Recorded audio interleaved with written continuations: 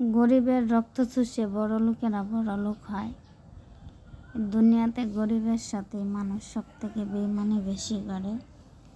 গরিবের সাথে বেইমানি করে আজকে সব বড়লোক হয়েছে, শিল্পপতি হয়েছে, নেতা টেতা যা আছে সবই গরিবেরা মেরে খেয়ে হয়েছে।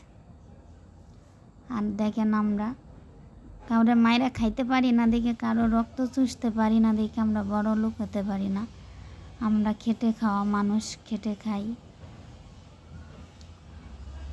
যত বড়লোকই আছে পৃথিবীতে সবাই গরিবের রক্ত চুষে বড়লোক হয়েছে। কেউ রক্ত না চুষে বড়লোক হয় না। এই যে দেখেন, একটা ছোট্ট মিনি কারখানা, মালিকের মেশিন মাত্র মনে হয় 90টা। আমরা ওই 90টা মেশিন থেকে দেখা যাবে মালিকের কোনো একদিন 900 মেশিন হয়ে যাবে। সেটা কিভাবে হবে? যে আমাদের রক্ত চুষে হবে, কারণ আমরা ন্যায্য মূল্য পাই না। আমাদের যে কাজের রেট হলো 25 টাকা 30 টাকা, সেই কাজের রেট দেয় 12 টাকা 13 টাকা 14 টাকা, পার পিস 10 টাকা উনি রাখতেছে। তাহলে উনি 2 দিনে বড় লোক হবে না তো কে হবে বলেন? কিন্তু আমরা যে পরিশ্রম করতেছি, আমাদেরকে তো ন্যায্য মূল্যটাই দেওয়া হচ্ছে না। তাহলে আমরা তো কম পরিশ্রম করতেছি না, আমাদের রক্ত গামা টাকা এগুলো ওরা আমাদের টাকা মেরে খাচ্ছে। তাই বলছি, সব বড় লোকেরাই গরিবের রক্ত চুষে চুষে খায়।